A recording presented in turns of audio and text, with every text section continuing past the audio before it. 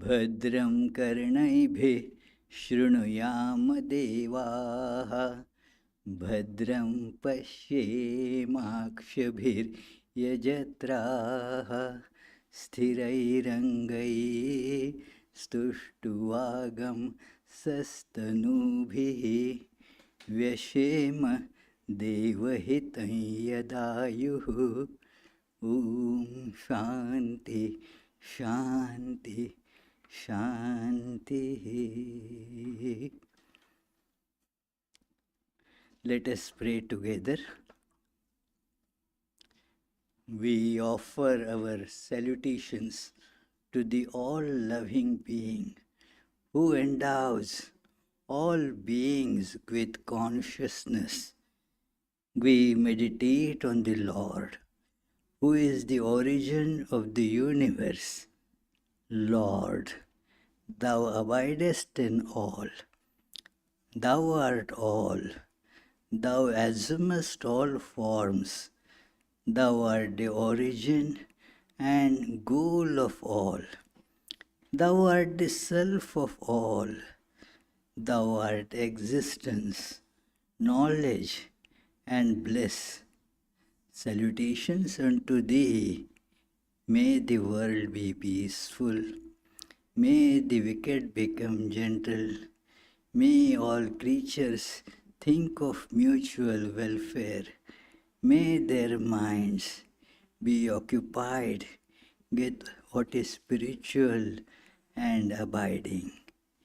May our hearts be immersed in selfless love for the Lord. Peace, peace, peace be unto all.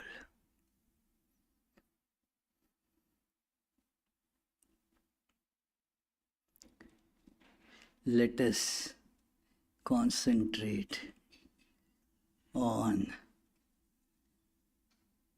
the center of our awareness. Let us close our eyes for a minute and feel that center.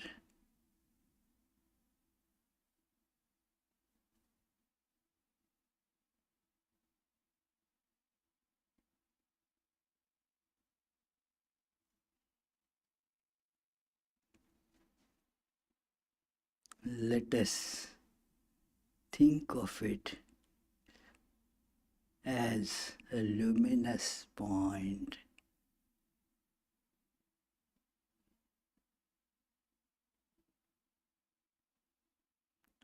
As we concentrate on that,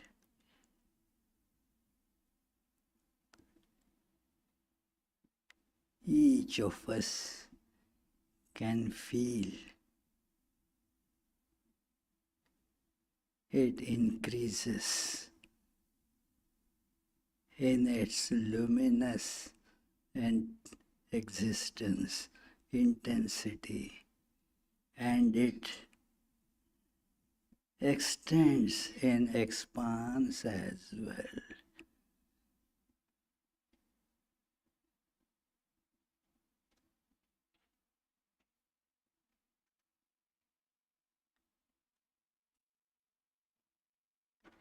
This light has filled my heart.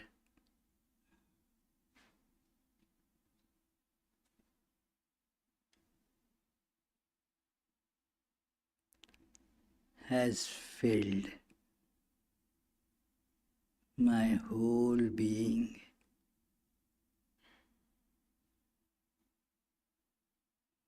The light is tremendously intense now, and yet surprisingly very soothing, not at all scorching.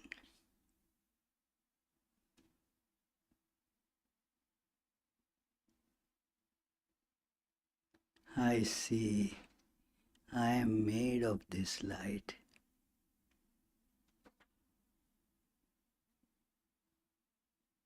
Every limb, every organ, every tissue, is this light.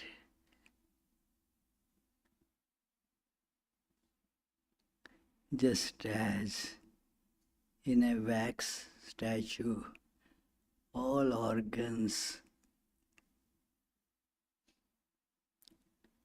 all limbs, all features are made of wax. So I see I am this light.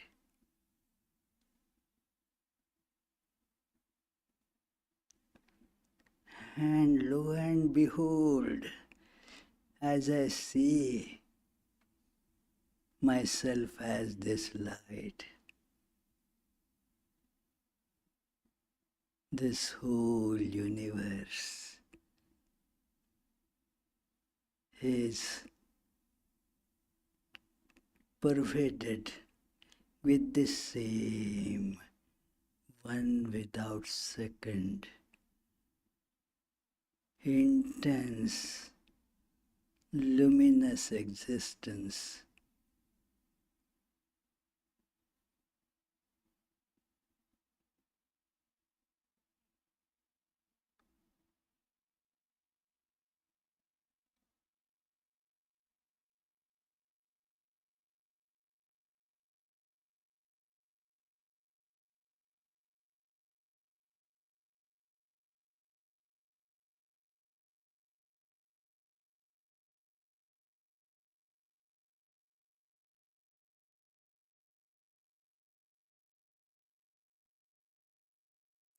I am this,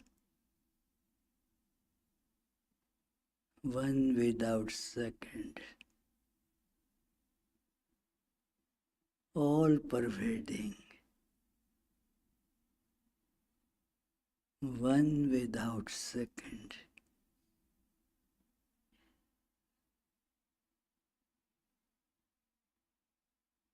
Brahman, the existence, consciousness, bliss itself. I am ever free.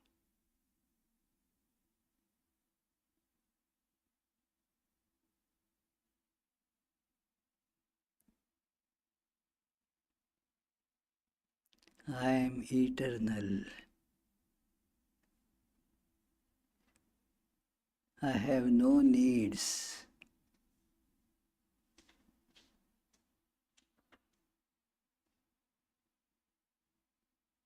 I am peace itself.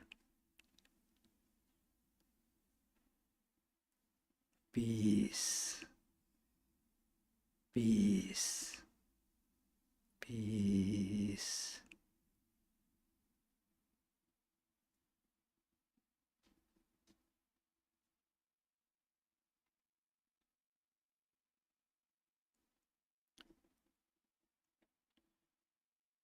Om.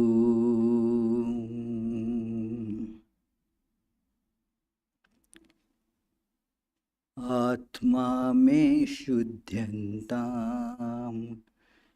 ज्योतिरहं Viraja विपाप्मा भूयासगं स्वाहा. May my physical being be purified. I am of the nature of luminous consciousness, free from the dirt of all sins. Om Antaratma me shuddhyantam Jyotiraham Viraja Vipapma Bhuyasagam Swaha. May my mental, intellectual self be purified. I am the all-pervading pure consciousness, untouched by any impurity. Paramatma me shuddhyantam jyotiraham viraja vipapma bhuyasagam swaha. May my deepest spiritual being be purified. I am the supreme consciousness, free from all impurities, all ignorance, all darkness. Om. Peace, peace, peace.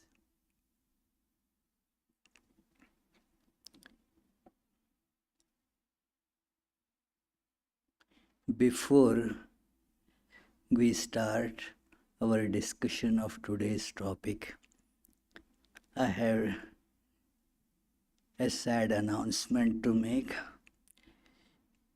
On Friday, just day before yesterday, two of our very senior members have passed away. One passed away in the morning at about 10:40. Naomi Walden. She was, many of you must have seen here, managing bookstore and library not till too long ago. And she passed away in the morning due to increasing debility, which probably was caused by the invading cancer. Then at night, the same day, one of our very old members, whom again many of you have met, seen over the years, and nice. She was 97, and after COVID, she was not coming much. She was not driving herself then. Till the onset of COVID, she was herself driving every morning, coming for the early morning meditations. For last 22, 23 years, she came every morning for meditation, driving in very, heavy snow also, and then would help in cutting the fruits, doing accounts, and so many things. So she was and nice. So we are very deeply indebted to these two great workers who served Vedanta society with deep dedication. And a little before that, just a month or so ago, another very devoted member, Sam Abram, he breathed his last. He was very regular at one point and did lot of help, especially during our construction of this chapel. As Chet would remember, along with Chet, he was also a member of the construction team. Last some years, he was suffering from very deep depression, and then gradually that swallowed him. Wonderful soul. So we lost these three members recently. So our deep condolences to the family members and also let us feel and learn from their dedication, devotion, and the sense of deep commitment to the values of Vedanta. It is a matter of deep commitment. So, do you get the meaning of commitment, Charlie? Yeah. So it is. This is a matter of commit. This has reference. It is only for Charlie. We had an little discussion on what is the meaning of commitment. So it is anyway. So uh, they were deeply committed and very truthful, very truthful people. Committed means, in that sense, if Anne gives you a time, I will come at this time, you could actually set your clock with that. It is, if you see, yes, it must be this time now. Never giving an excuse. Oh, there was such a traffic jam, Swami, or it was snowing so much. Oh, nothing like that. You can take it, for that you told something to Anne, and that is, assume that it is done. So with Naomi, her health was failing, but still uh, she was always, when she says, yes, I will come at this hour, she would make it there, in spite of a lot of health issues and other problems. So, and would give literally speaking, every drop of blood she spent for the service of this Vedanta. And so also Sam, while he was doing well physically, he spent all the energies, everything at his disposal for the purpose of this Vedanta principles, its spread and imbibing them in one's life. So, uh, why I am telling you about this? Firstly, of course, I am overwhelmed by those memories. Second important thing is, you all must know this. Third important thing is, it is a deep example that we have for today's topic. They were never poor, never poor. They fought through a lot of poverty in their life. Many of you don't know those details. I know how in childhood they had to face such tremendous financial strains in life. And yet they overcame all that. They didn't feel they are poor. They never went out to beg. They never thought that they should steal money from somebody, even though the financial conditions were not good. This reminds me of a very touching incident which I was anyway going to tell in today's discussion, in spite of these sad happenings. That I was pretty new to this country, and then uh, there was one member who doesn't come these days, but those days he was pretty regular. I'm telling you about 2001 and 2. So, about 22, 23 years ago. Then he was a school teacher, and I told him an incident which still is quite fresh in my mind. That I told, look, on a very dark, cold night in the hilly regions of Shillong, as we were returning after making our purchases in the big city, Guwahati, and then in the that forest region near Shillong, the car tire mm, became flat, and then we changed the tire.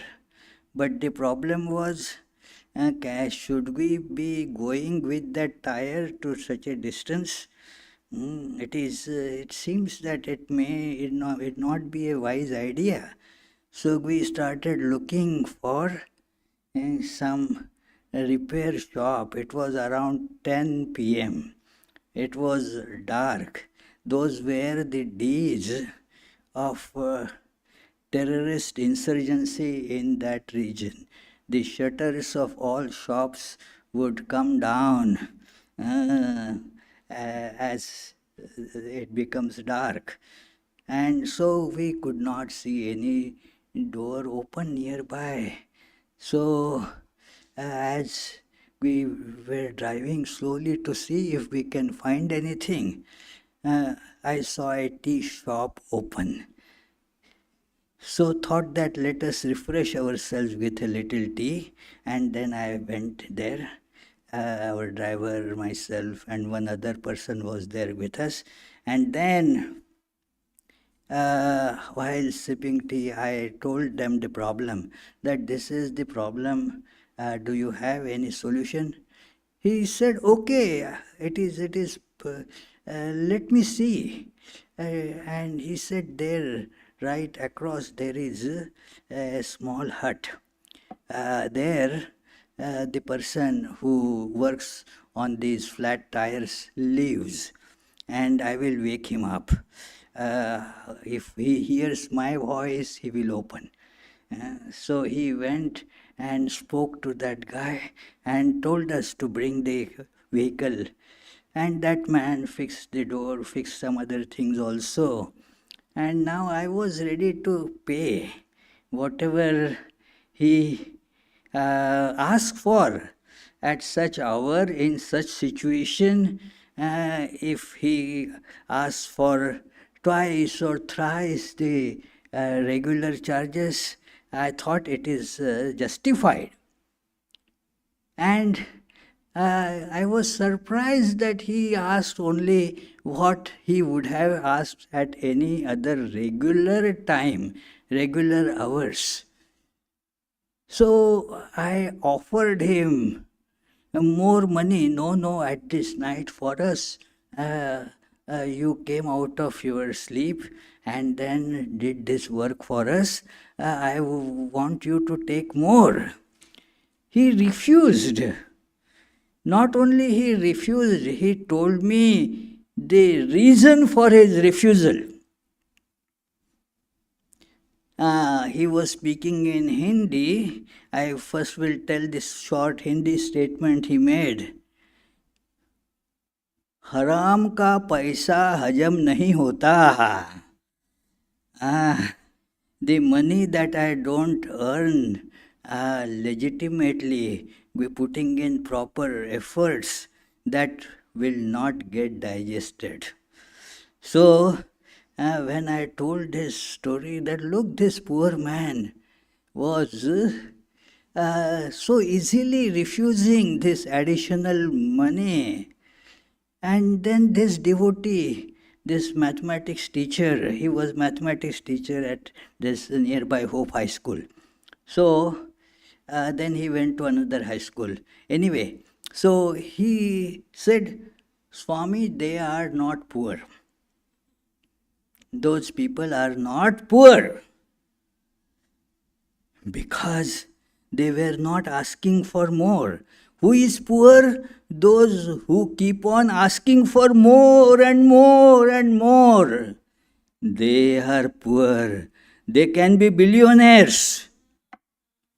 But the greed for more is not gone. So they are to be considered poor.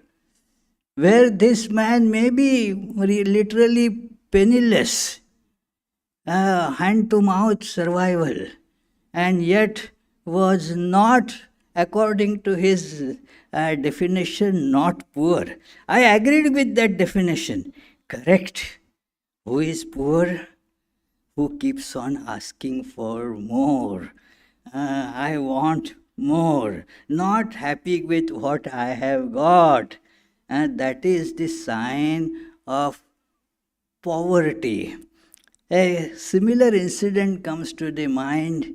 Holy Mother was told about this problem, that there were charitable dispensaries run. Now also the dispensaries are run, and they are meant for uh, poor people. Again, let us remember what is poor. Mm. And then one of the Swamis told Holy Mother this problem, that so many people whom we know they are fairly well-to-do people, they also come to get free medicines. What should we do? And Holy Mother gave the same idea, that those who come to seek are poor. You don't have to look beyond that. That person has come to seek, and so means he is, asking for something, and so that person is considered to be considered as poor. Give to that person. So this is the poverty. The poverty has various layers. I had been, after coming here, a member of a few interfaith groups. Uh, they are all fighting, poverty in their own sphere. One is a coalition of, fighting poverty with faith. And in some of our discussions, I had raised this point, but sadly speaking, it was not given much attention. That they always only thinking of giving more free passes, more these the food stamps, giving more concessional housings, and all that is good. There is nothing to find fault with it. But is it going to alleviate poverty really? If you get some, you keep on asking for more. If there is no that understanding that I can live with this much. That's it. So the poverty is to be seen. A person can lead like the example that I gave. And although I tell that I had seen many of that type, that externally speaking, they are very poor, but they hold high standards of morality. They won't cheat. Whereas, I don't need to talk about it, billionaires are there and still want to make more money by cheating. It is so. Look, are these whom they have nothing to live by, and still they are very high in their moral standards. So it is. They may commit some thieving here and there to just fill their stomach. But they are not such thieves who commit the thieving of billions of dollars. It is, there was a saying, don't take it too literally, but if you steal $5, then you are caught and put in jail. If you steal 1 million, you are made an elected official. Ah. So that is how it is known, not something that everybody agrees with it. But who is poor then? Just think about it. So poverty has layers, friends. It is the physical, economical poverty is one thing. But there has to be that thought about our poverty of mind. Means the idea that no more important things are there than money. It is, we are, whether we are capitalist or socialist, in a way we are Marxist, because we agree in our actual behavior.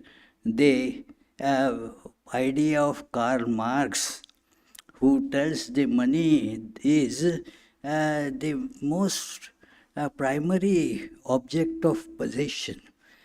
Because money, you think that if you have money, you can buy everything. So, therefore, see how much we hanker after money. An example that I give many times, that is that if I tell that, oh, you want to meditate, get up early in the morning. At 5 o'clock, it is good, that sit in meditation for 1 hour. Swami, don't make jokes at 5 o'clock. Is it a time to wake up? No. But when that person's job requires that person to go at 4 o'clock, that person will do that. Why? What is important? For that, one can give up the sleep. But for meditation, for one's inner growth, we don't want to give it up. Look for what is more important for us. The answer is very clear. The answer that we verbally give may be one, but the answer that we give by our actions is this, that, oh, inner growth, and then meditation, thinking of God, they are important, but not as important as money is. So this is sign of poverty. And howsoever money is poured there, that poverty will not go, because there is no understanding about the use of money. Such people get used by money. They cannot use money. It is very important to see the capability of using money is not seen much. It is, again, I had told it many times, that if you are running after money, then money is the master, you are the slave. And so who uses whom? It is no brainer. We get used by money. And that is why we have to learn this, to use money. So it is true that very few people therefore can use money. They get used by money. Money grows. They remain where they are. And it is money makes them work like slave. What grows? Money grows, not they. Their inner peace gets shattered every moment. because of competition. Oh, see that fellow, he went ahead of me. I must earn more. So it is all very slavish mentality, says slave to money, and thus these people can never come out of poverty. So one must learn the use of money. Sri Ramakrishna said, know what money can give, and don't expect anything more from it. What can money give you? It can give you some food to eat. It can give you a shelter to stay in. It can give you some clothing. And that's about it, some medicines and such things. It is beyond that, money has no further purpose to serve. So, this is how the money is to be meant for. So, adding more and more and more of it doesn't make you rich, but makes you more poor and poorer and poorer. So, this is, and more miserable. That is the example I see, that one, because of poverty, one becomes miserable. I am poor. But I see the same signs of poverty, whom people will consider rolling in money, but are greedy, seeking more, and if they don't get, they lose all sleep. It is so, therefore, they become more and more miserable.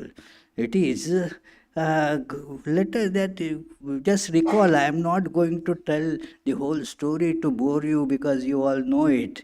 That the story of that King Midas. Yeah, and gold, more money, more gold. And then he asked for that boon. Whatever I touch must become gold. And okay, amen. And what happened? Fellow became so miserable. He was touching things here, there, it was becoming gold. So sad, he touched a nice, beautiful flower. The fragrance all was gone, became gold, not was looking that nice. Ultimately, he felt so sad, he touched his dear daughter. And see, that is what happens. Everything is weighed with money. The value of that thing is, as it were, seen in money. So one cannot have this happiness that one feels that money will give. Not possible. We have to have the acquisition of virtues. It should. There is a very nice book that I mention sometimes, although my talk is not exactly about it, but that is one point, that it is the money should get translated into wealth. The two things are not same. Money is different from wealth.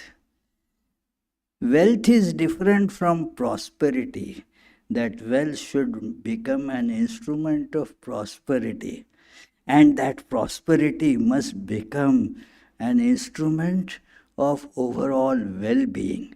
Then that is how one can remove the poverty by getting some money. Otherwise, the poverty will not get eliminated. Then there is the poverty in mind, that one is too covetous, too greedy, is not having any these virtues that as human beings we all respect, like truthfulness, compassion, consideration, fellow feeling. None of those virtues are there. And this person does become scorned at. People would say, yes, it is, money. It is, it is somebody in deep southeast country was given in the newspaper as saying that, well, we respect American money but not American morals.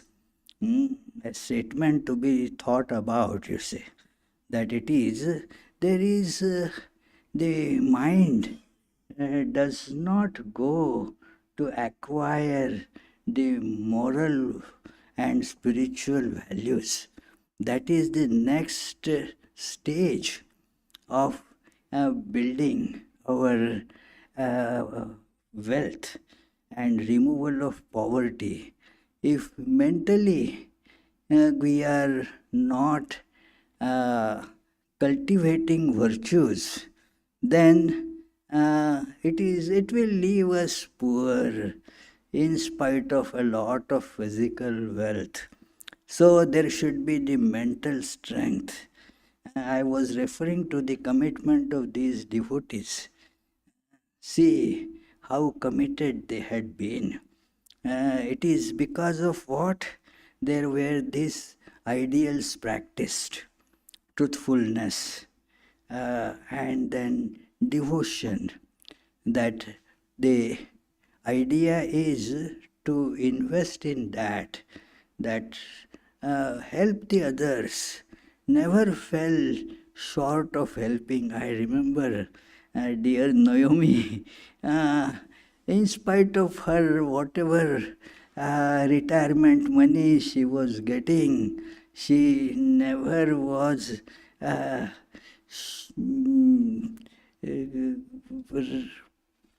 not extending and helping hand monetarily or in many other ways to anybody whom she would meet. So this is something that, this is an inner cultivation. This should be cultivated, that yes, I am not alone. This is a principle that one learns at Vedanta, that we are together. This togetherness is a step towards what is stressed in Vedanta, the oneness.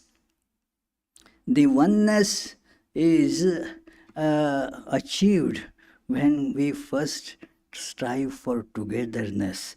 That beautiful hymn that is chanted, a small verse, for maybe 5,000 years ago, since today, 5,000 years, the Hindus have been reciting this prayer. Om Sahanavavatu Sahanau Bhunaktu Sahaviryam Karavavahai Tejasvinavadhetamastu ma vidvishavahai. That may we be protected together. May we be nourished together. May we have the strength and vigor together. May we jointly work and follow the message of scriptures together. May we never cavil at each other. May whatever we learn from scriptures get translated into our lives. So this is a prayer about togetherness. You will see that is the constantly repeating word there, together. May be protected, not just my protection, but protected together. May we be nourished together. This is togetherness. Like we nourish all different limbs, all different tissues of a particular body that I call I, and together Otherwise, it is, yes, only I love my left eye only. I will not nourish my right eye. Silly foolishness. It is together. So it is all togetherness. We are together here. It is very important idea that has to be cultivated. That together, this togetherness uh, translates into acquisition of so many virtues, a social awareness that we are in this together, that this is a society. It is my responsibility to help everybody when they need it. So it is they like my left hand goes to apply ointment to my right hand if it gets hurt. It doesn't have to, right hand doesn't need to request, oh my dear left hand, I am in pain, will you apply the ointment? It is spontaneous because of this awareness of being one. So that is how in the life of saints you will see whether there is money or there is no money, this understanding of being together. So this is something that you find in the life of all these sages, being together. And then there is another level of this oneness. The poverty can be really fought if we reach that level. That, yes, I am all that is.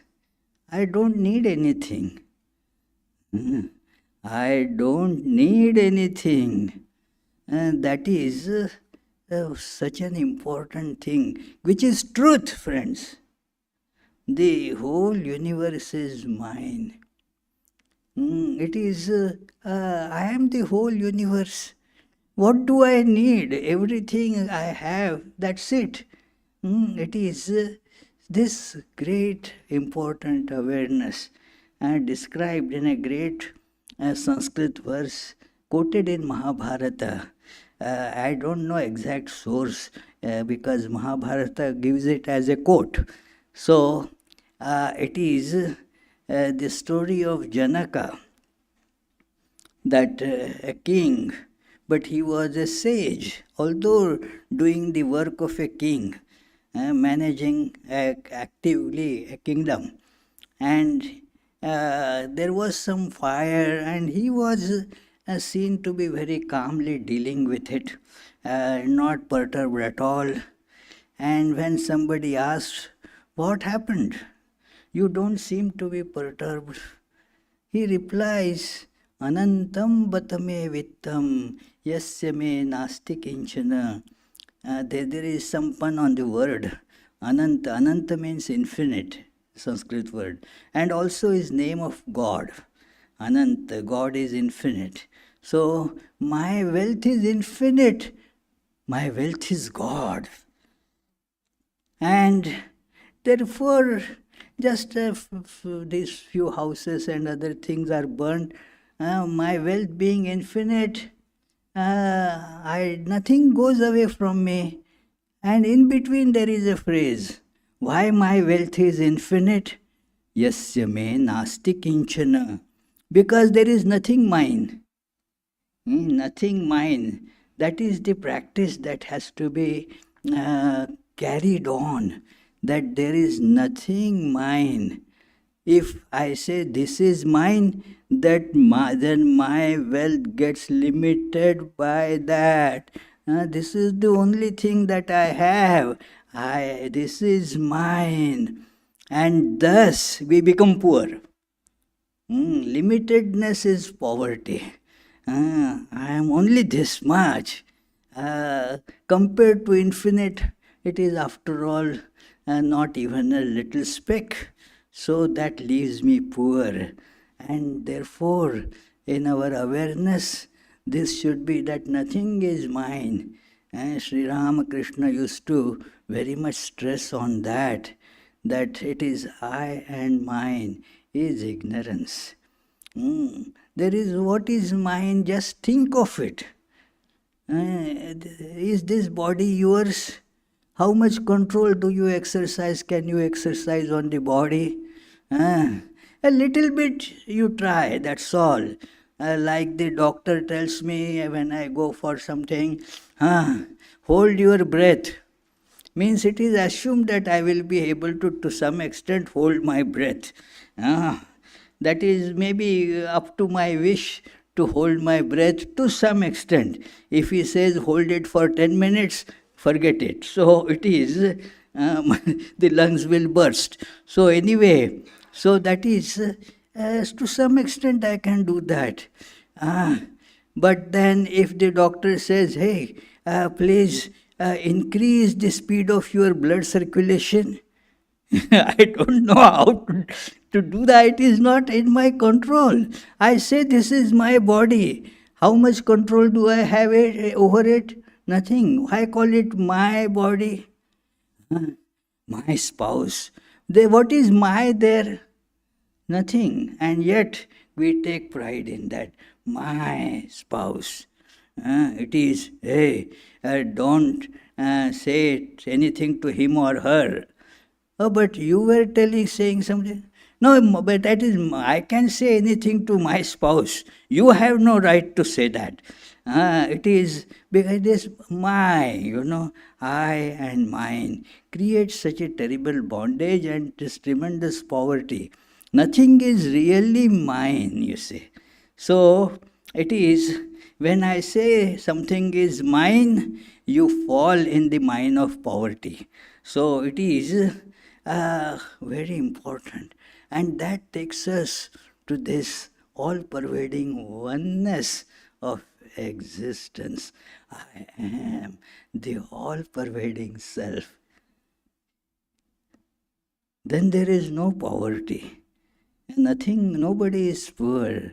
If somebody is seen as poor, lacks something, then, well, you go for the service of that person to the extent possible.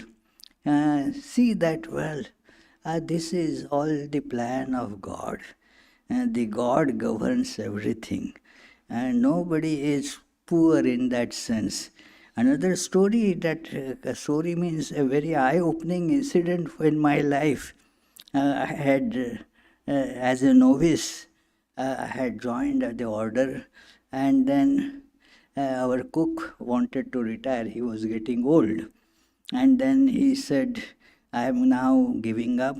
Anyway, I am becoming older and will not be able to carry on this arduous job of cooking for so many people.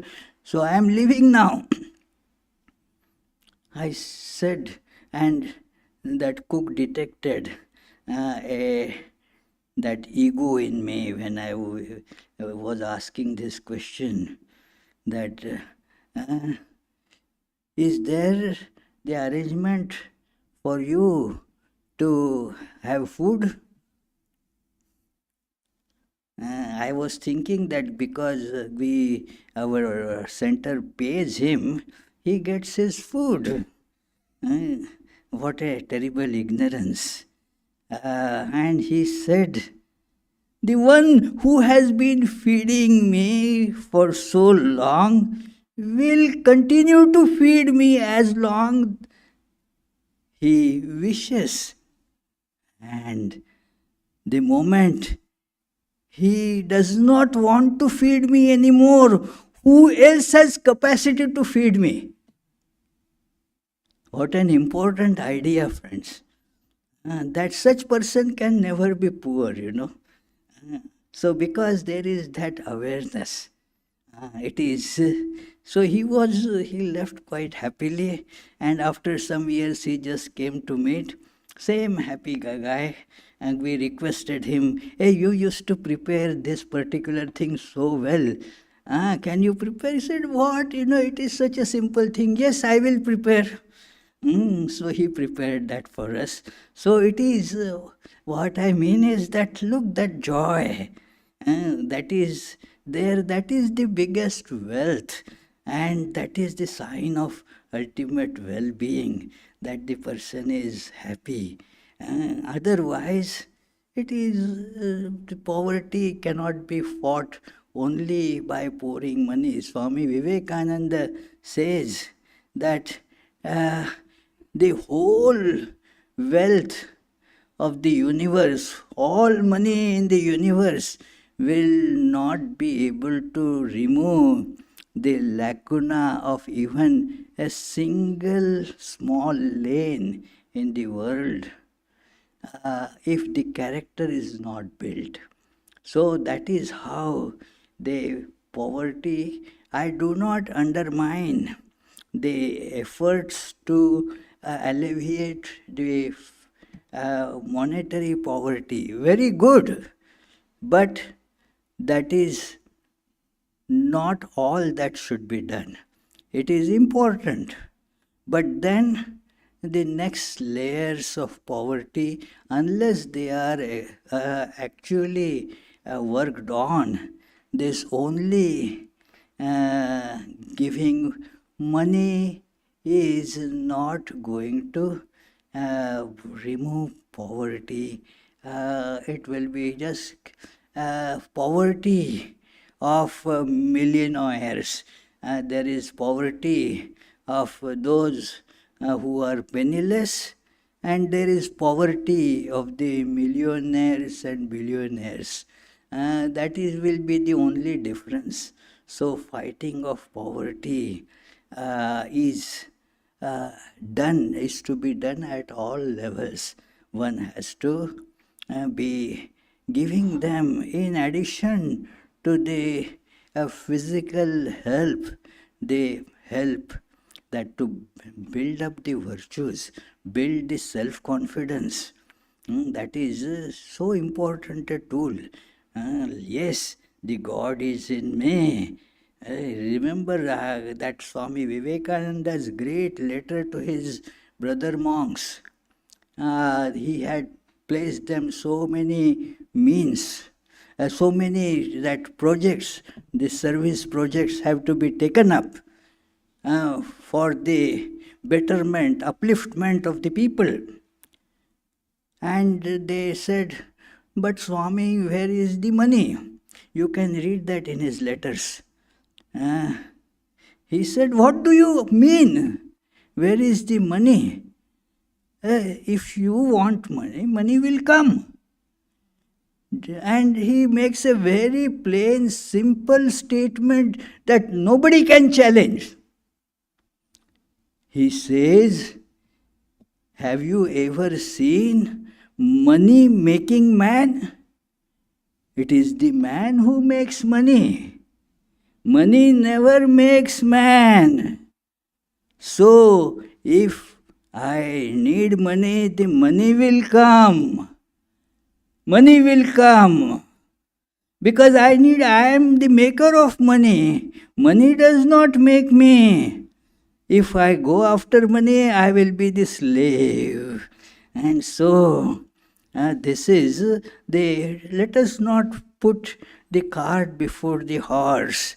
Let us have the spirit of service, spirit of, helping others. The money will automatically come. It has to come. It is the work of God. If it is work of God, the money will flow. Nobody can stop it. Otherwise, only money will come. You don't know what to do with it. So it is very important to absorb these ideas, friends. So I will conclude my talk here.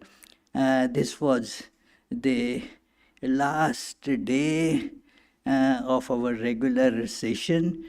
From tomorrow,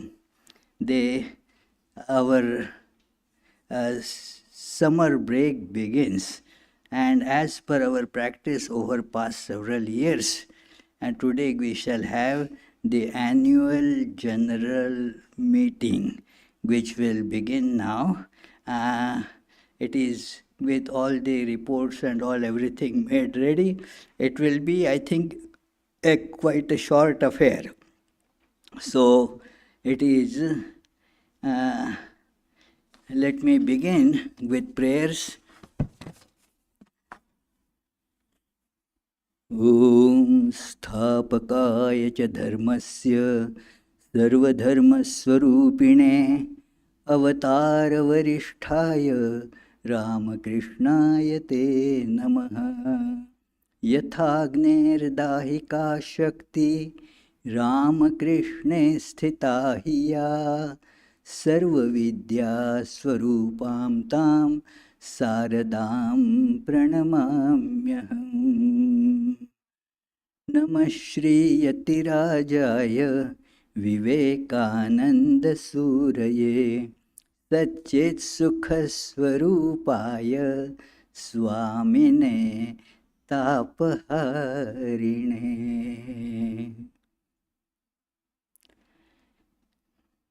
Now the first item after the prayers on agenda is election of the chairperson. Yes, what, Vishwanath, you have some name? Wow, good. Wow, good. So Tilak ji, all agree? Tilak Verma has been a wonderful, associate in all our Vedanta Society works for last some years. A very wise person and is very respected in his profession. He is a doctor and has many other these facets of life. So we are very fortunate. Tilakji, please, hey Abhijit, put one chair here in the front.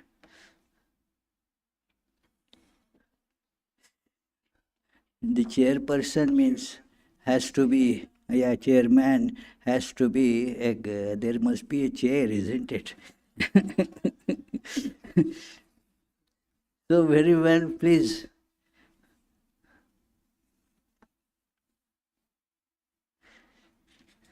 And then the next item is the reading and passing the minutes of the last annual general meeting that was held on June 16, 2024. Our friend and secretary of Vedanta Society of Providence, Chester Bonsek. You have the paper, okay. If you want, I have a copy. Yeah. He will be reading these minutes. Thereafter, I don't have to mention again, there will be the reading of the report of the activities for year 2024. It will be displayed on the screen, and for the purpose of everybody, Vishwanath will read it out loud.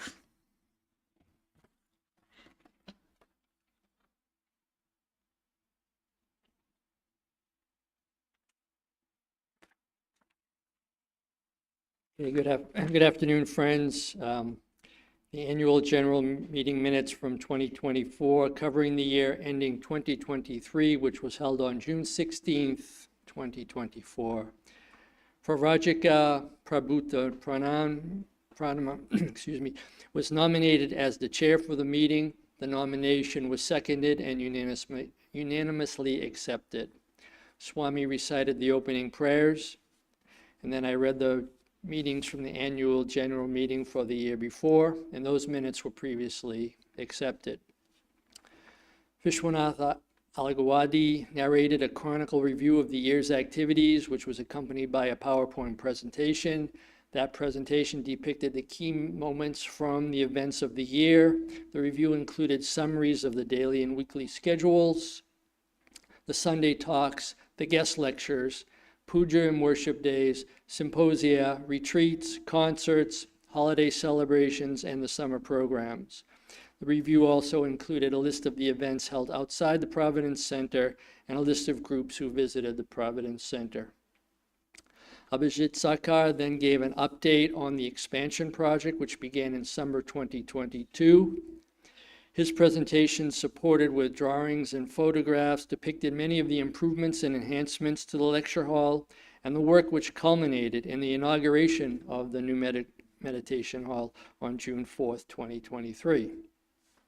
Charles Feldman, the treasurer, then gave an overview of the organization's financials, detailing the income, expenses, and the endowment investments for the year.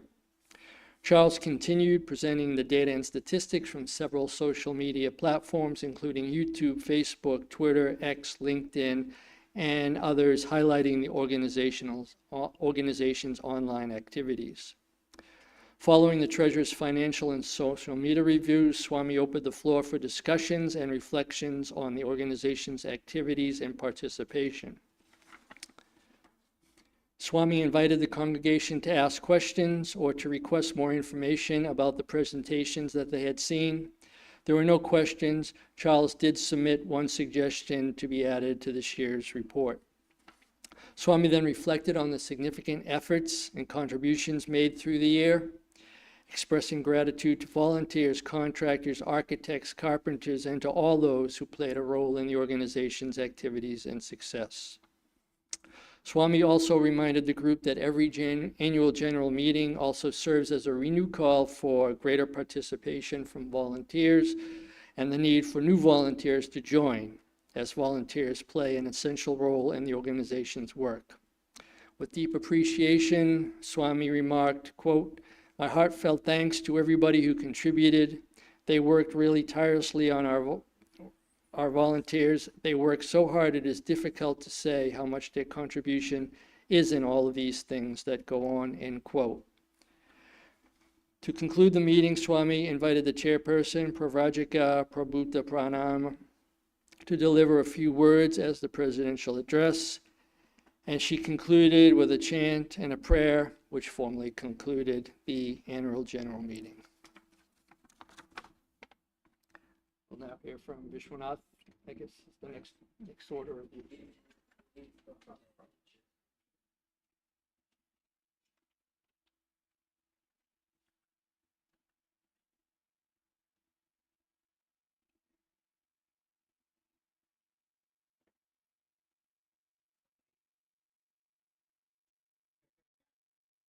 Daily, morning, evening meditation and chanting, morning puja.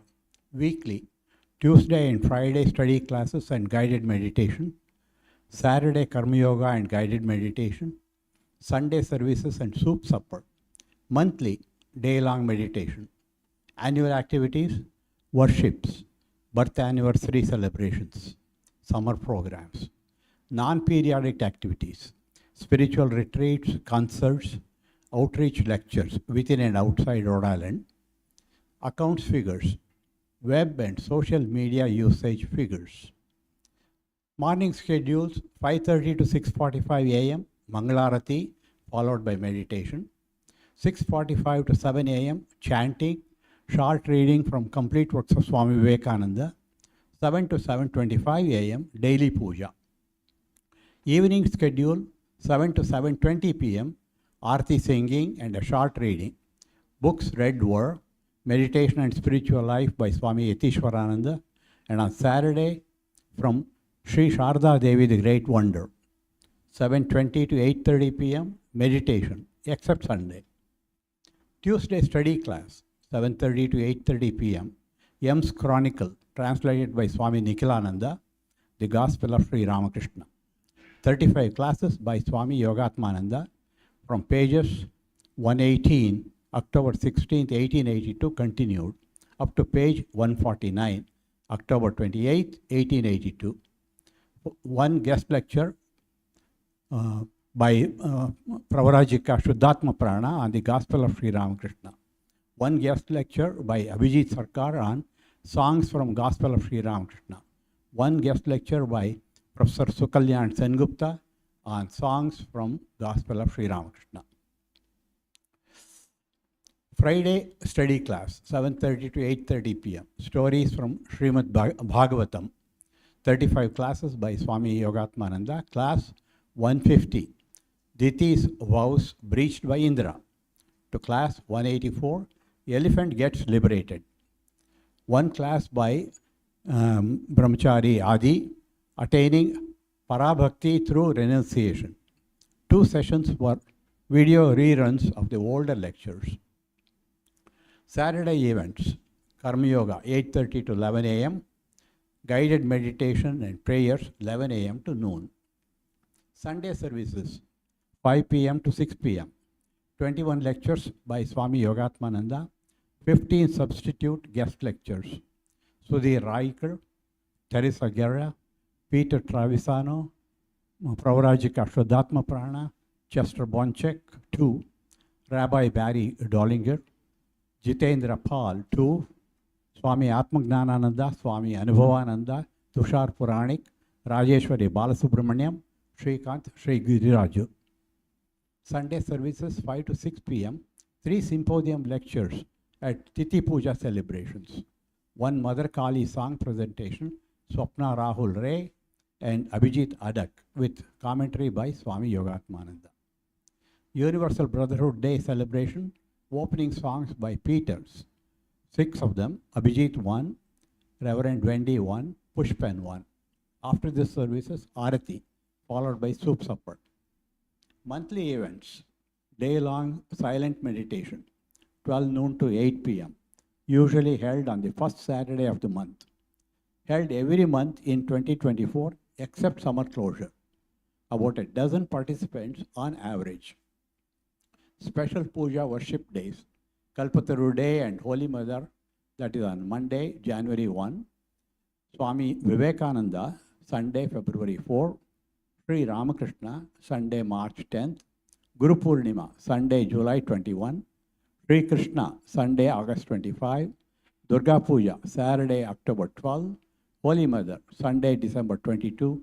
Christmas Eve, Tuesday, December 24. Kalpataru Day and Holy Mother's birthday, Monday, January 1, 11 a.m. to 2 p.m. Worship, music, readings and reflection, flower offering, prasad and potluck lunch. Evening symposium on Holy Mother, speakers, Swapnil Rakhe, Gnana Prasuna, Isvan Wanmuk Benu. Yeah. Swami Vivekananda birthday celebration, Sunday, February 4th, 11 a.m. to 7 p.m. Morning chanting, ritual worship, devotional music, arati and flower offering, devotional singing, prasad lunch, animation video, evening symposium and sankirtana. About 85 devotees participated. Swami Vivekananda birthday evening symposium, speakers, Professor Ayana Yukhan, Professor Sukalyan Sengupta, Swami Yogatmananda. Sri Ramakrishna Puja, Sunday, March 10th, 11 a.m. to 7 p.m. Day-long celebration. Over 100 devotees participated, worship ritual, devotional music, prasad lunch, video on Sri Ramakrishna, symposium, sankirtana, and 65 attended. Evening symposium on Sri Ramakrishna, speakers, Chris Sparks, Ananya Chaudhary, Swami Yogatmananda. Sunday, July 21st, 11 a.m. to 3:30 p.m., Guru Purnima. Worship, chanting, singing, reading, followed by prasad lunch. Hindustani classical vocal concert by young singer Sadhika Hiremat, Medha Hiremat, harmonium, and Pranav Gadaraju, tabla. About 120 people attended. Krishna Festival, Sunday, August 25th, 11 a.m. to 4 p.m. Worship, food offering, music, readings and reflections, prasad lunch, devotional concert by Triveni Ensemble and Chinmaya Swaranjali. Trivani. Oh, I'm sorry. Trivani Ensemble and Chinmaya Swaranjali. About 100 plus attended. Durga Puja day-long celebration, Saturday, October 12th. Puja ritual, devotional music, prasad lunch, video, Kuchipudi dance, sankirtana, 75 to 100 devotees attended. Sharda Devi birthday celebration Monday, December 22nd, 11 a.m. to 7 p.m. Special worship, a lot of devotional singing, prasad lunch, video on Holy Mother, symposium, Sankirtan. About 80 devotees attended. Evening symposium on Holy Mother, speakers Ananya Chaudhary, Izanwa, and Swami Yogatmananda. Christmas Eve, Tuesday, December 24th, 7 to 8:30 p.m. Christmas carol singing led by Reverend Wendy Von Norton, reading of Sermon on the Mount, and some other relevant readings. Short worship, reflections, prasad supper, around 50 attended. Other puja celebrations. Birthday celebrations of the direct disciple of Sri Ramakrishna, special morning chant and worship, and when the society is in session, evening chanting of the Ramakrishna Parshada Vandana. Service at Anisquam Village Church, Sunday, August 18th, 10 a.m. to noon. Joint service by the Church and Vedanta Society of Providence to commemorate Swami Vivekananda's visit at the church. Indian and Western music, readings, reflections, lunch, over 120 attended. Universal Brotherhood Day, theme, Death and Beyond, Sunday, September 11th, 5 to 7 p.m. Chanting, talks, music, dinner. Speakers, Swami Yogatmananda, introduction. Brett Smiley, Mayor of Providence, Rhode Island. Reverend Janet Cooper Nelson, Christian. Abdul Latif, Sufi. And Pravrajika Gita Prana, Hindu. Universal Brotherhood Day, music. Providence Center devotees. The mission song, Namaste song, Auspicious Mother Divine. Roch led by Diane Menesian, Hari Om, Dear One, Olam Cheset, and Ananda Lok. Hannah Ressinger, Vivekananda, rap rendition. Sufi group, elongation of the name, Samo Allah Istiana J, a bomb in Gilead. Reading, Vivekananda's addresses to the Parliament of Religions, read by Eisenbaum. Dinner, prepared with love by Geeta and Mahesh Patel. Other annual activities, annual general meeting, Sunday, June 16th, 5 to 6 p.m. The meeting took place after the Sunday service lecture, chaired by Pravrajika Prabhuddha Prana, provided remarks and closing prayers. Report of the activities and accounts were presented. Some summer events and celebrations, Independence Day, mysticism lectures, meditate-a-thon, Guru Purnima, young adult retreat, children's camp, Anisquam Village Church program, Krishna festival. Summer pujas already detailed. Guru Purnima, Sunday, July 21st. Krishna festival, Sunday, August 25th. Thursday, July 4th, 11 a.m. to 1 p.m., Independence Day. National anthem and some patriotic songs were sung, and also Vivekananda's 2 poems to July 4th and the Song of the Free, potluck lunch. Summer mysticism lectures, Tuesdays. Continued lecture series on topic, Ibn Arabi, July 9th to August 20th. Tuesdays, 7 to 8:30 p.m. 7 lectures were held on the Sufi mystics' life and teachings. Meditate-a-thon summer event, July 12th to 14th. Intense meditation weekend, 22 participated.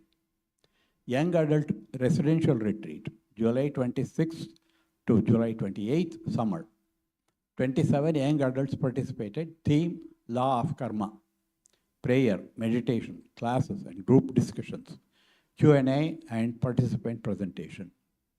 Children's residential camp, summer event, August 5th through 10th. 4th, all residential camp. 8 participants. Theme, The Friendships We Keep. Art training, sports, meditation, and outdoor activities. Staging a play and music. Also field trips to an indoor rock climbing gym, excursion in the Blackstone Valley Park, picnic at a farm, and storytelling, a talk by Swamini Sadvidyananda Saraswati. Finally, campers share their reflection in short speeches. Non-periodic activities, day-long spiritual retreat number 1, Swami Atmagnanananda, Saturday, April 27th. Topic, the poems of Swami Vivekananda. Also guided meditation, music, Vedantic tale, and Sankirtan. About 50 attended. Day-long spiritual retreat number 2, Swami Anubhavananda, Monday, May 27th, 10 a.m. to 5 p.m. Topic, Beyond Borders.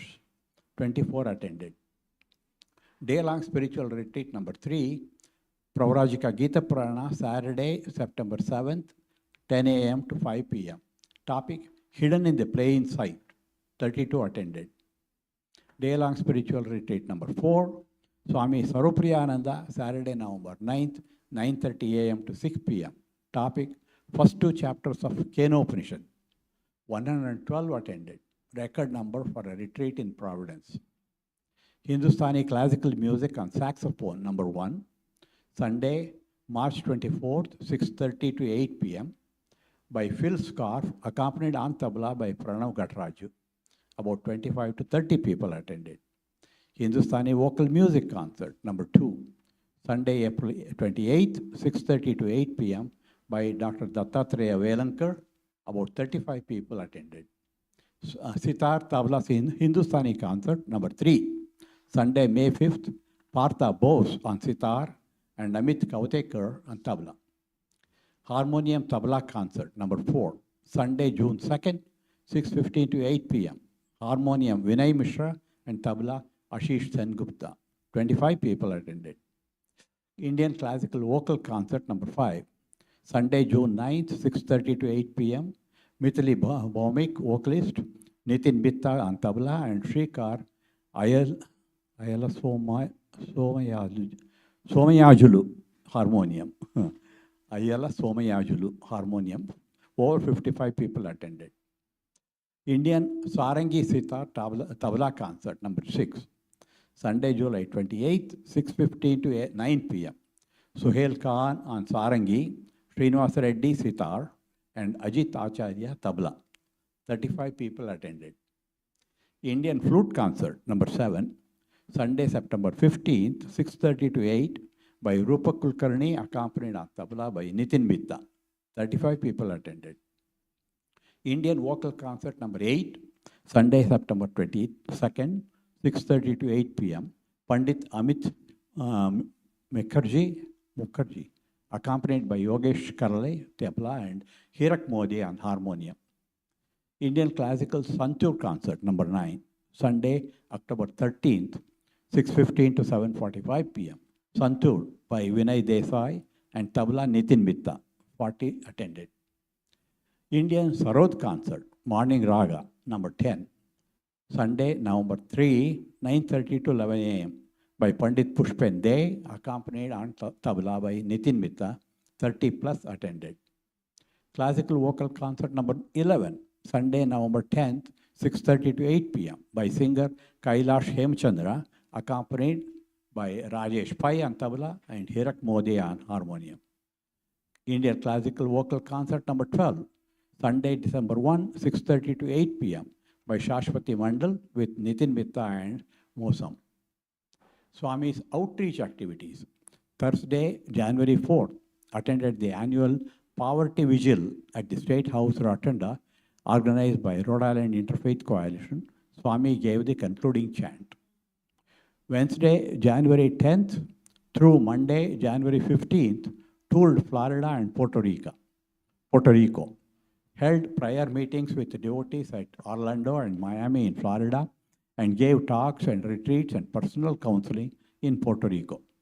Saturday, January 20th, gave a discourse titled Strategy for Building Character to the devotees connected with Sri Ma Vidya Niketan at Divyadham Gita Temple in Queens, New York. About 200 attended. Sunday, January 21, an online talk for the Arunachal Ashrama, New York, on gems from the teachings of Ramana Maharshi. Thursday, January 25th, gave a class on yoga at the Rhode Island School of Design. 20 plus students attended.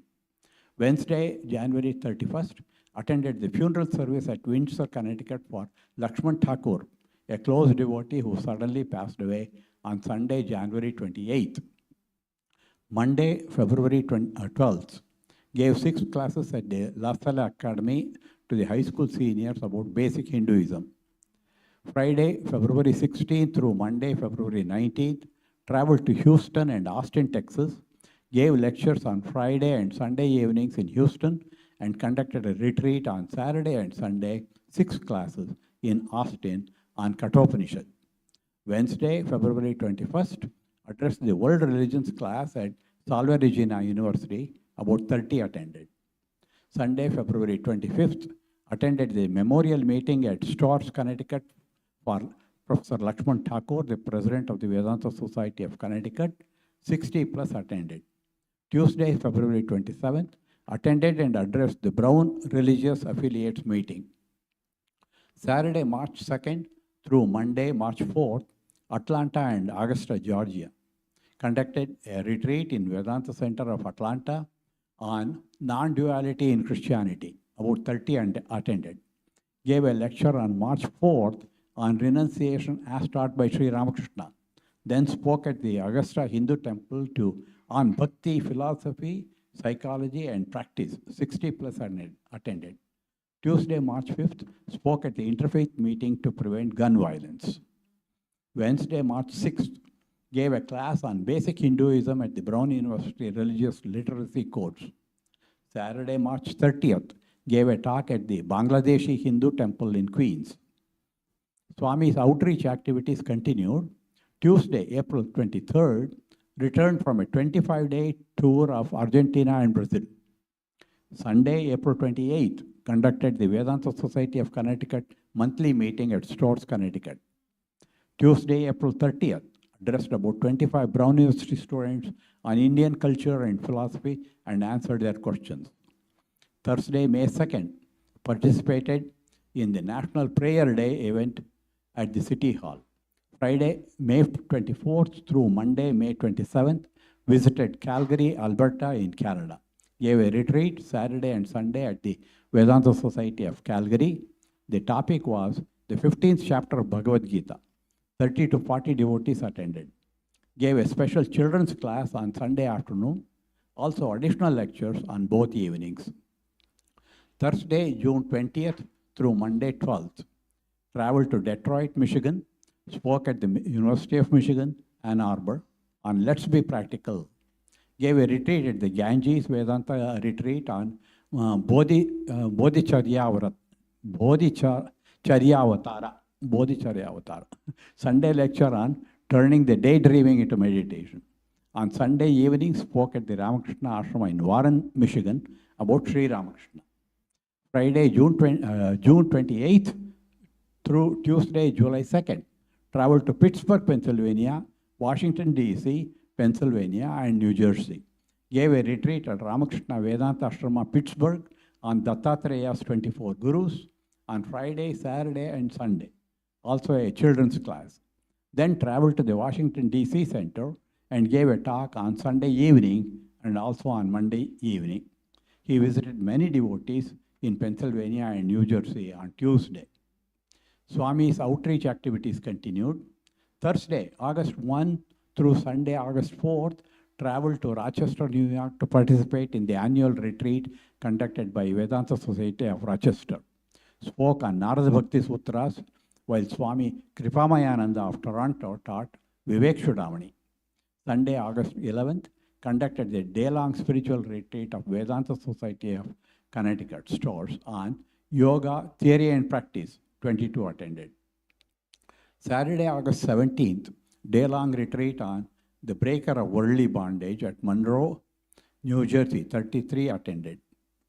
Sunday, August 18th, Annisquam Village Church, Gloucester, Massachusetts, conducted a joint service along with the village church to commemorate Swami Vivekananda's lecture there in August 1893. A lot of singing, reading, discourses, concluding in delicious lunch. 120 plus attended.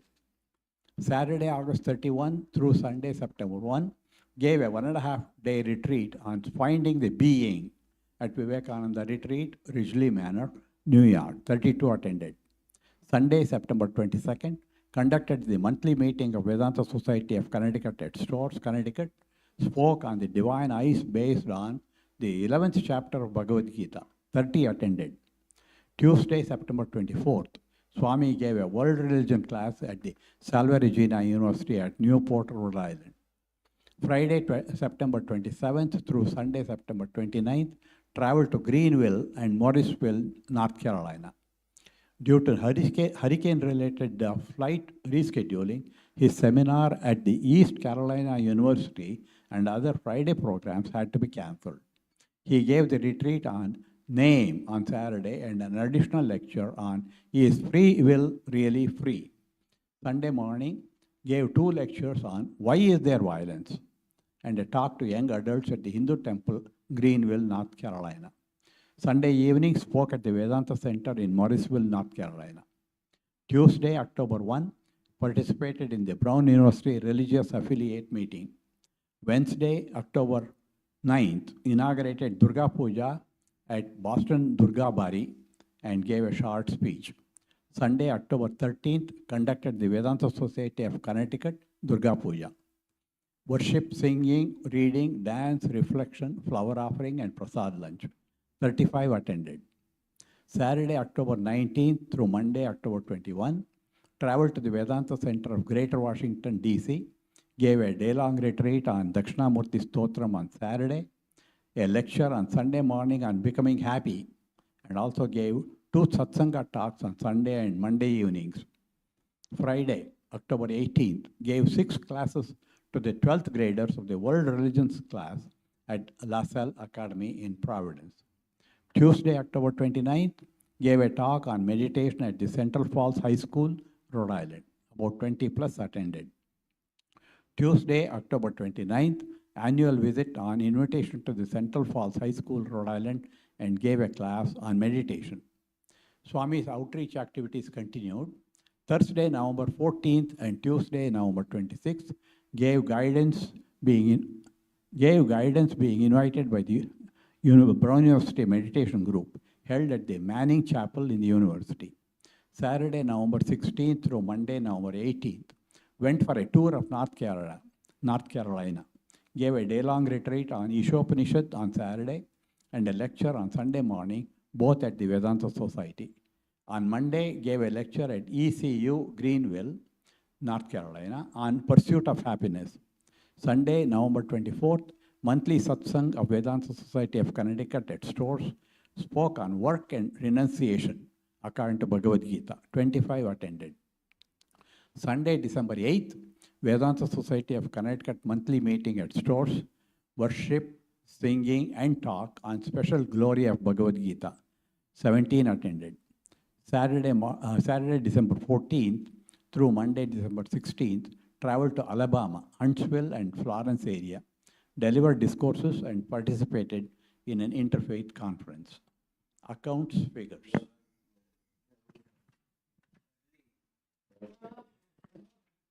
All right. That's up here, right? But I gotta use one hand for this and one hand for this.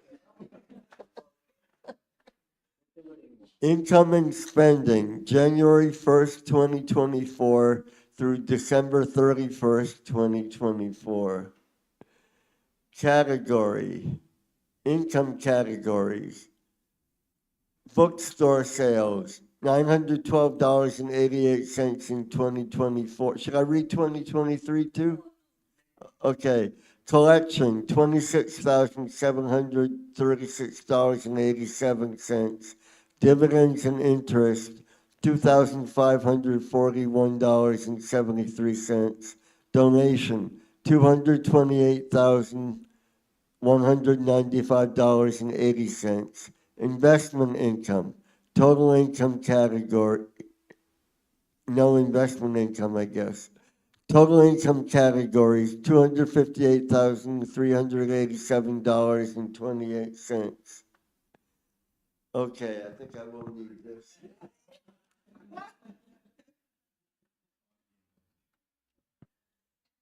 No, that color is unnecessary there. The color, it becomes readable. Can you do that, Jitendra? No, he will not be able to. Oh, okay. Short notice. So Bank charges, $1,408.72. Bookstore purchases, $219.95. Charity, $1,542. Furniture and equipment, $500. Honorarium, $500. Housekeeping, $8,508.14. Insurance, $8,901. Investment, $100,000. Medical, $5,461. Miscellaneous, $561.02. New construction, $23,491.83. Repairs and improvements, $4,010.75. Stationery, printing, and postage, $803.57. Swami's personal, $1,562.21. Travel and honorarium, $7,804.95. Taxes, $82.06. Travel, $2,649.05. Utilities, $20,856.28. Vehicle maintenance, $611.48. Total expense categories, $189,474.01. Grand total, $68,913.27. It should actually be 100,000 should be added to that. 100,000 was investment put in the expenditure. So it is actually 168,913. Okay, 27 cents. okay. Do I read this too? Oh, yes, read that. Okay, web and social media usage. Web, email, blogs, YouTube, X, which is formerly Twitter, and Facebook. Visits to the web page span the globe from January 1st, 2024 to December 31st, 2024.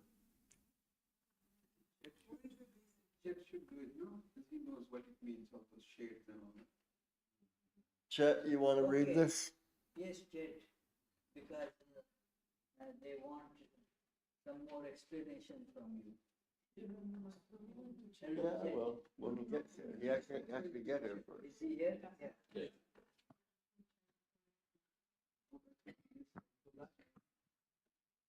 All right, want to see? Okay, so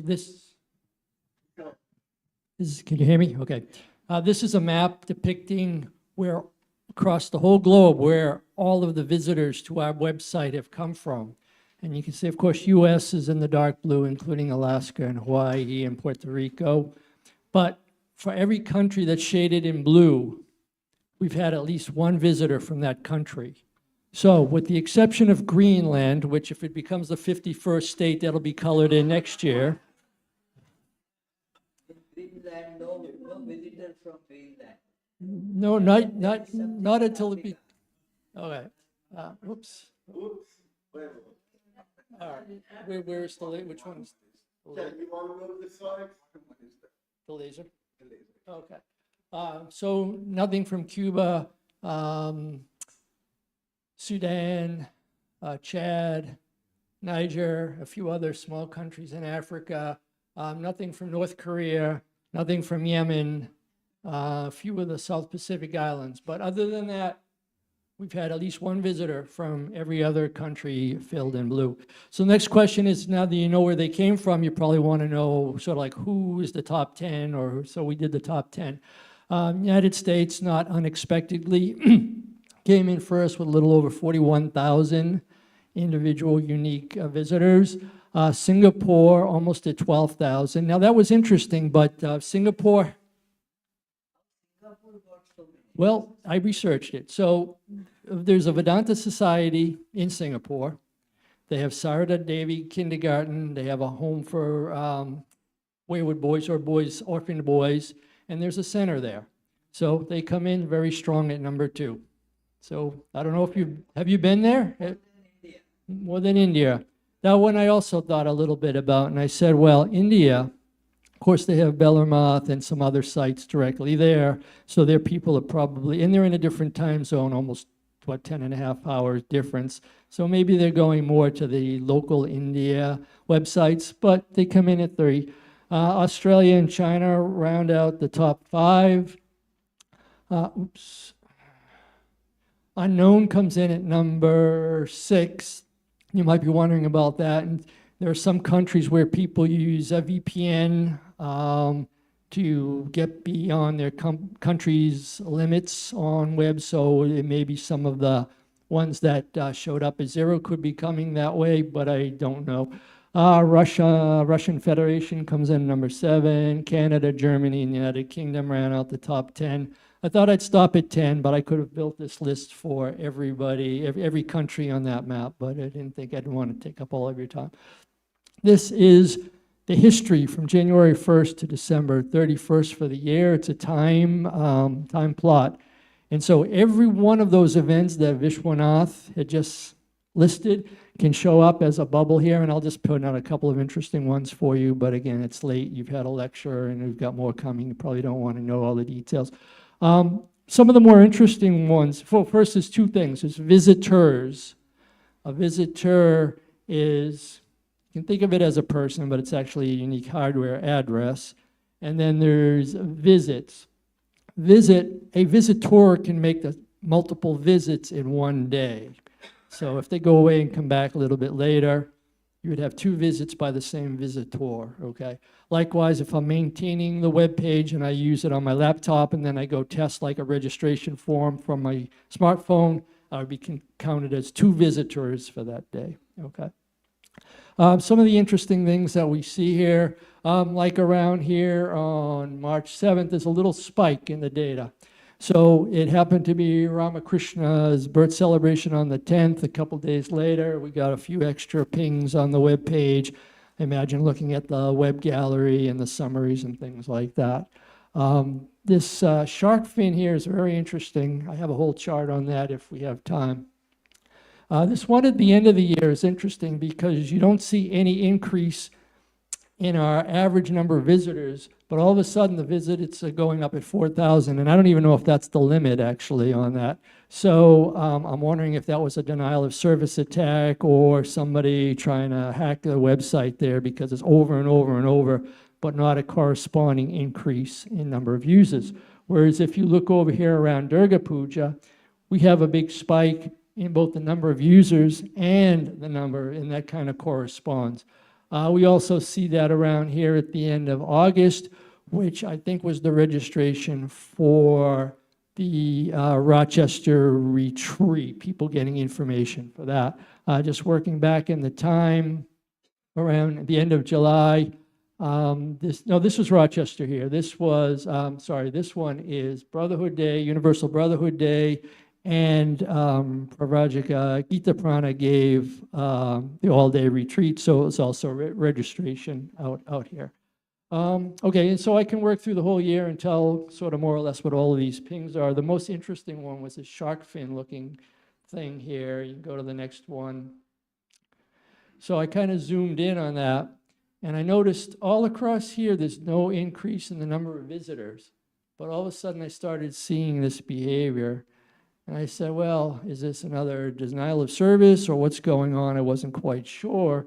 At the same time, Swami was in Brazil and Argentina in this period, basically here to April 22nd.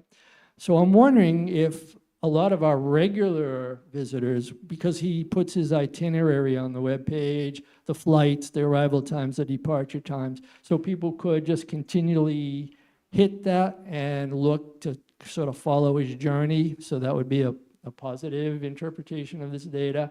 But it's kind of an interesting because it just kept going up and up and up. And I didn't see many changes in the people from Brazil or Argentina. So I at first thought that might be, but the number of average visitors stayed more or less the same. So that was kind of an interesting data point.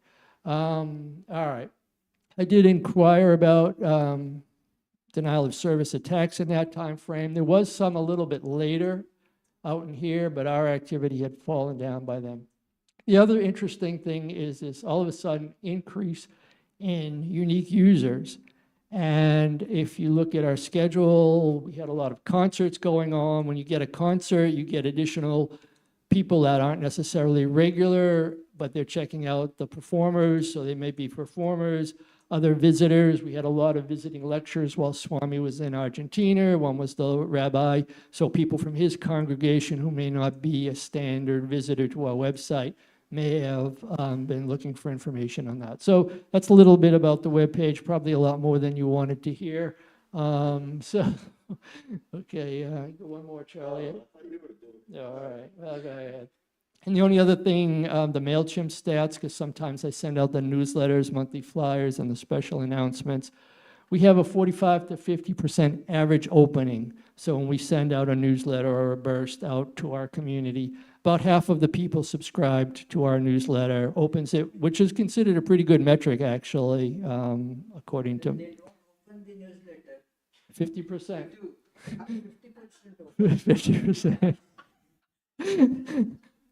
50%. That's according to MailChimp and other survey companies, 50% is actually quite good.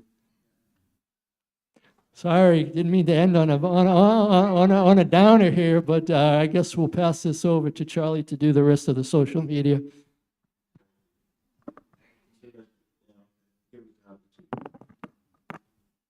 Okay. So the blogs, there were 8 blog posts with 13,175 views.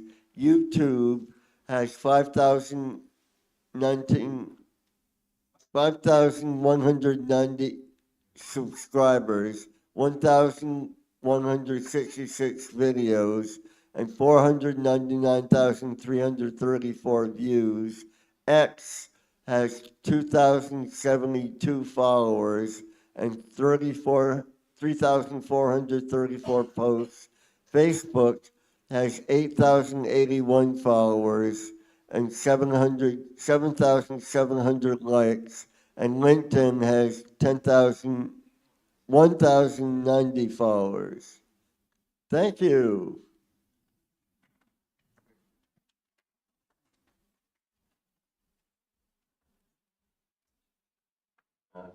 Wait. Oh, please wait. I'll announce you. Some information, friends, about some recent happenings that we had a fire in about mid-March in one of our residential rooms. The fire didn't do much damage, but the sprinkler got on and lot of water that put out the fire, fortunately. But then there is a lot of water damage, and if you move around, you will see that damage. The mitigation part has been completed.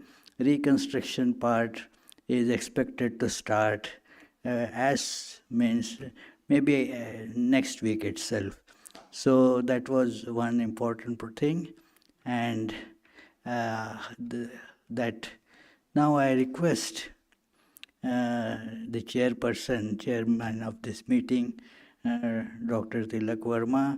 As I mentioned, he is a successful medical professional, first as the actual clinical practice, and for last some years he has been employed with the insurance management of this health insurance managements. So, and has been very close to Vedanta Society for last some years. So I request him to give his presidential address of this annual general meeting. Please.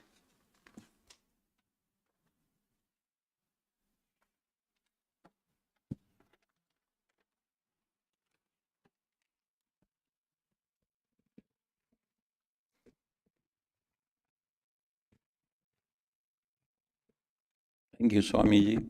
It is indeed our good fortune to have the Vedanta Society of Providence. From the foregoing presentations, you will have noted it is a vibrant and energetic society with members who come from near and far and regularly. We are blessed and fortunate to have our Swami, who is not only our spiritual guide and teacher, but also a very able and vigorous manager and leader of the society, which is no easy or simple task. His travel and grueling speaking and lecture schedule that you just heard of is not for the faint-hearted. Just in the last few years, we have also seen his vision materialize with the addition of the new chapel and the residences below. We are also lucky not to have just our Swami, but also a future vibrant one in Adi Maharaj. What makes this place so special for us is not just the daily events and prayers and weekly classes, but the community it provides us of like-minded and incredibly accomplished seekers from all walks of life, highly skilled and professional, friendly and supportive people. In addition to the programs and lectures, we also have Swamis who visit from outside and very amazing retreats, and moreover, frequent concerts. And altogether, another dimension is added by those. A lecture, a sermon, and then classical music. We also have the good fortune of having a few good cooks. And what a treat that adds to the retreats. Thank you to them as well, because it's not an easy task measuring up to the Swami's standards. As mentioned, we have many volunteers, and I want to acknowledge and take a moment to note that we lost two recently, as Swami just mentioned, Anne and Naomi, who served the center selflessly, and we pray for them and their families. For the future, we pray that we can continue and make progress on this path. I also hope that as a community, we find ourselves aging and we need to find means to support members who have difficulties coming in, and we can provide outreach at a time when they need us the most. So with that, I will end the meeting and ask Swamiji to say a prayer. Om Shanti.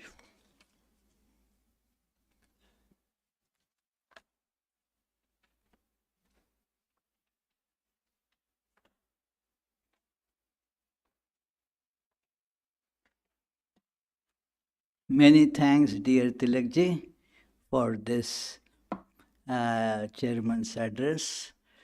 And as he noted that we need to provide a proper support base for various aging devotees as they need it. So because it is important that they need some spiritual support at that age when they cannot regularly come to the Vedanta centers. Of course, websites and the YouTubes, they are there, but some personal visits by other devotees who will be of great support. Just to mention that Anne's daughter, she told that just the day before she passed away, she was following a lecture, one of my lectures on YouTube. So there is some connection that is provided through all that. So it was very good. And my sincere thanks to all those who provided the monetary and work support. As you can see, our income was about 2.5 times more than our expenditure. So it is, people are providing very generous support, and it has been growing over the years. It is just as I look back in 2001 when I came, the donations, now you see last year's about 246,000. Before that year, it was 273,000. So, yearly donations. At that time, in 2001, it was barely 25,000. What a big difference it is, you know. So, it is the support is growing by devotees, and lot of volunteers are coming also. One deficiency that my predecessor, great Swami Sarvagatananji, always mentioned that we have to increase the participation of children. Children is a very important part in such things because there lies the future, you see. So, therefore, somehow we have to instill more enthusiasm in conducting the children's activities. We try just to hold one camp per year, but that's certainly not enough. Something regular needs to be carried on. So let's hope some direction comes in this matter. So it is so much work our volunteers do here. As I mentioned last year, annual general meeting, I repeat the same. I have no words to properly appreciate their great contribution. They are the hands, feet, and mouths through which Sri Ramakrishna is running this organization. So let us feel that whatever we are getting is through their great effort. They do their work tirelessly without fighting with each other. That's a big thing, you know. It is no conflicts, no fights. Everybody does the work as allocated, as assigned, without having any feeling of, you know, no, this is too bad, no, I want something, not like that. It is, so that is a great thing to have such tremendous set of volunteers that helps the volunteers themselves as well as the organization. So please, as much as you can, please try to participate in various volunteer works here. And with that, let us conclude with the closing prayers. We did not do the closing prayers at the service end. And as you know, now from 4th July onwards, there will be lot of special programs. From tomorrow, the doors as such will not open for the regular services. All of them are suspended during the break. So we will open only during the times described. Please pick up. There are no flyers for the summer schedule. Where are they? Are they there? Summer schedules? They are probably inside the library. They are not summer. They are the June. Please bring them. They are probably inside the library. Yeah. See on the table there. Hey, you will find it there. So, it is, please, before you leave, take a flyer. Of course, you will get it by email if you have signed up, or you can find it on the website as well. But right, you know, there, as I can see through this window, on this table you will find one. This, yeah.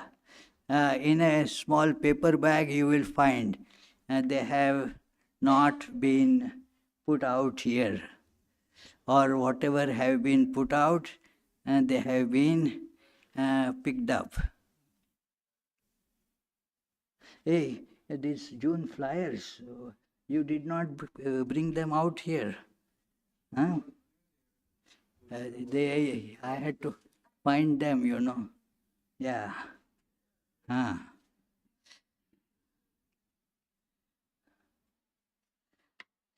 So let us do the closing prayers and please chant loudly.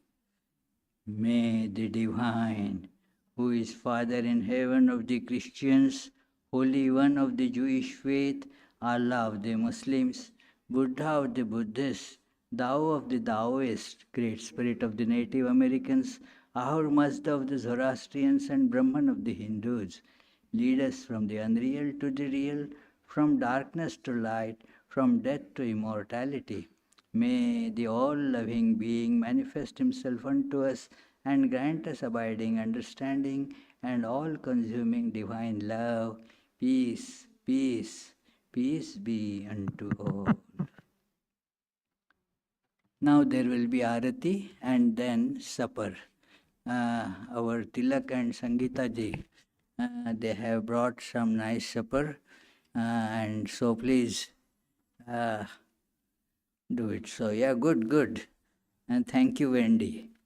Reverend Wendy is here, you know, a wonderful singer and speaker.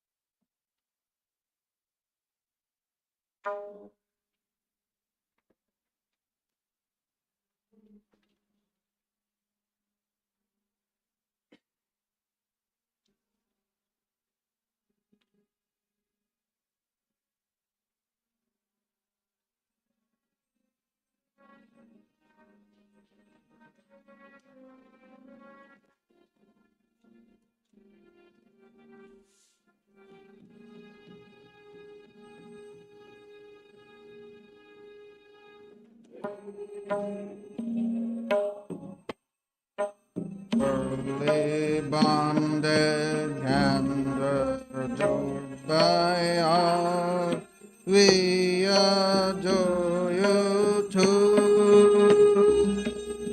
Stainless slaughters, human fun. Stainless slaughters, human form, transcendent yet filled with love. You free us from the stain of sin and ornament our world. Consciousness is your form. Your eyes always purified by knowledge. Your eyes always purified by knowledge. Looking at them, delusion is gone.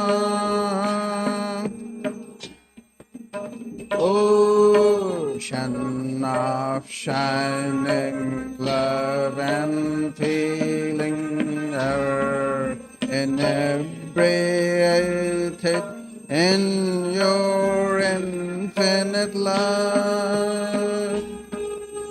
Your feet always dear to your devotees. Your feet always dear to your devotees. From a boat to cross this world,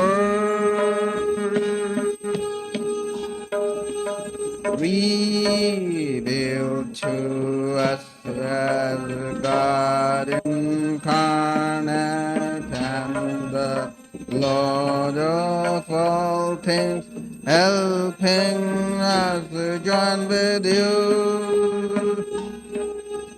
Your mind's always set in the divine light. Your mind's always set in the divine light. This we can see through your grace.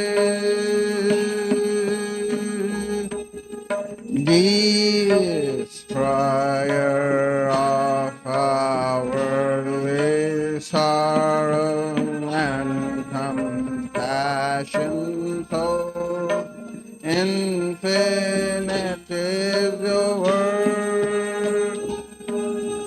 Your life's offered for the world's deliverance. Your life's offered for the world's deliverance, saving us from darkness and fear.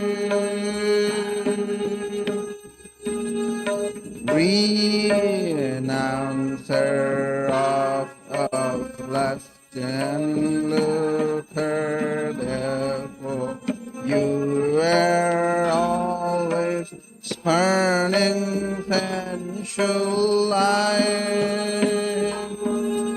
Lord of monks, you are the best of men. Lord of monks, you are the best of men. Grant to us pure love for you. You're fearless and you're free from doubting, with your mind very firmly resolved. Causeless refuge of your devotee. Causeless refuge of your devotee, renouncing caste and birth. Our treasure is a holy feet which take us very soon across this paddle of life. You give love and even sightedness. You give love and even sightedness to remove our anguish here. Our treasure is your holy feet which take us very soon across this puddle of life. You give love and even sightedness. You give love and even sightedness to remove our anguish here. Greetings to you, O Lord, beyond both speech and mind. Greetings to you, O Lord, beyond both speech and mind. Yet you are the basis of both. Oh Lord, yet you are the basis forces of both. Great light of all lights, blazing in the heart. Great light of all lights, blazing in the heart. Darkness is destroyed by your light. Oh Lord, darkness is destroyed by your light. Greetings to you, O Lord, beyond all speech and mind. Greetings to you, O Lord, beyond all speech and mind. Yet you are the basis of hope. O Lord, yet you are the basis of hope. Great light of all lights, blazing in the heart. Great light of all lights, blazing in the heart. Darkness is destroyed by your light. Oh Lord, darkness is destroyed by your light. Langa Ranga Bhanga Dira, all the sounds of Mridanga. Langa Ranga Bhanga Dira, all the sounds of Mridanga. Spiritual songs devotees are singing for your worship divine. Spiritual songs devotees are singing for your worship divine. Jaya Jaya for your worship divine. Hara Hara for your worship divine. Shiva Shiva for your worship divine. Breaker of all worldly bondage and adored by all, we adore you too. Jai Shri Guru Maharaj Ji Ki Jai.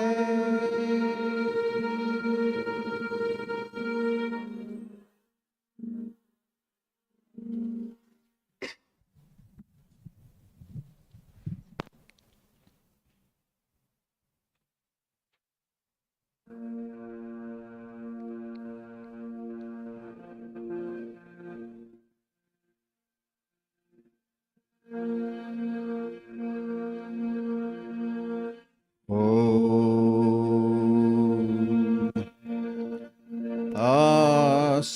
auspicious and blessed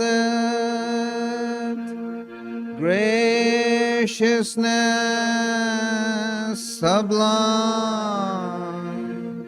all noble ends you give to us, granting us refuge,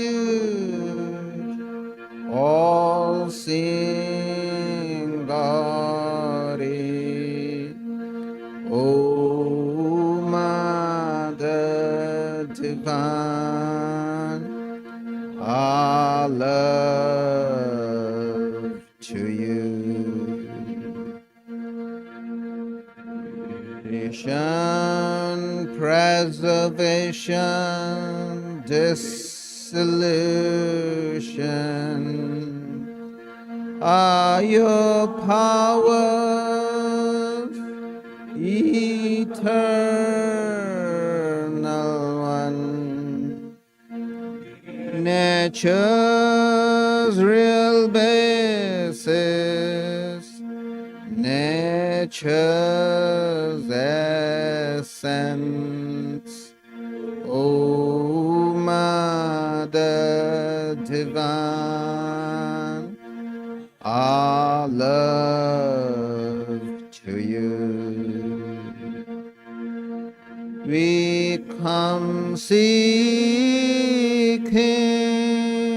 refuge from anguish be our Savior through your deep concern. All our suffering remove, Goddess. O Mother Divine, our love to you. Victory, O Mother Divine, our love to you. Blessed Mother Divine, our love to you. Blessed Mother Divine, our love to you. Blessed Mother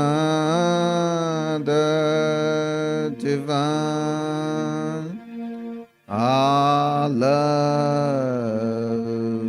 to you.